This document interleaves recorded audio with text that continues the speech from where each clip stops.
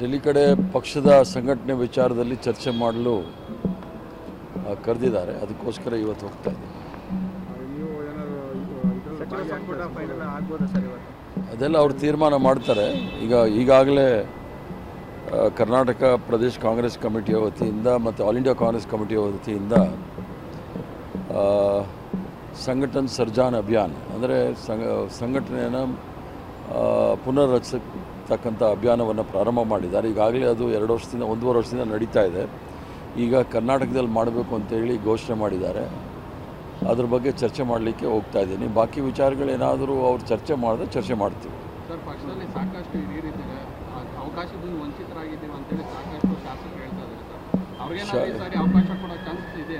ಎಲ್ಲ ಶಾಸಕರಿಗೂ ಅವ್ರಿಗೆ ಹಕ್ಕಿದೆ ಕೇಳಲಿಕ್ಕೆ, ಹೇಳಲಿಕ್ಕೆ. ಹೇಳಿದ್ದಾರೆ.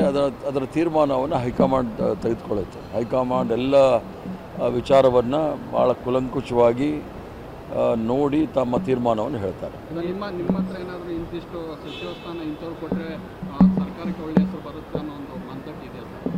ಅಂದರೆ ಯಾರು ಮಂದಟ್ಟು ಮಾಡೋದು? ಶಾಸಕರು ಏನೇನು ಚರ್ಚೆ ಮಾಡ್ತಾರೆ ಅವೆಲ್ಲ ಹೇಳಲಿಕ್ಕಾಗೋದಿಲ್ಲ.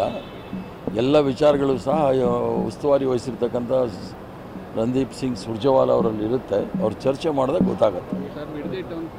ಇನ್ನಷ್ಟು ಹೆಚ್ಚಿನ ಮಾಹಿತಿಗಾಗಿ ಫಾಲೋ ಮಾಡಿ ಬ್ರಿಗೇಡ್ ನ್ಯೂಸ್ ಕನ್ನಡ.